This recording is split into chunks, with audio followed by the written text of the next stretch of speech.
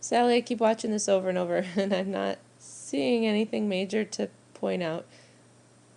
The path of your hand is good. That's a lot of what I'm looking for from this front view.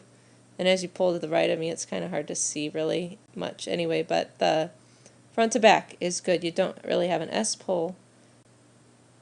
It's just a nice straight line from that hand back. You can see some spots where there's a lot of bubbles, and that's a point where you're losing water and your catch isn't holding the water anymore. It's probably a sign that that elbow is slipping through right at that spot, which we kind of talked about on the other angle.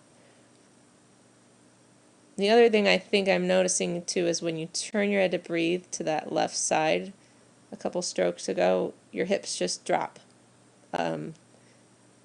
noticeably, and then they go right back up when you put that head down. Right there, those hips get really low just for a second, and then they correct. And so the more you breathe, the more you're fighting that problem.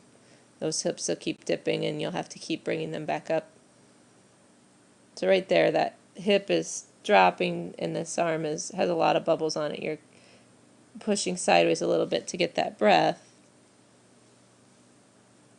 and then it all corrects as that head goes back in. But like I said, the more tired you get and the more you breathe, then you're fighting body position a lot more often, and it just is kind of a whole snowball effect. So we want to try and keep those hips high when we take that breath. I'm going to let that run one more time. Just kind of watch as it's almost harder to see when it stops if you just keep it moving. How those hips will drop right on that stroke, and then they'll come back.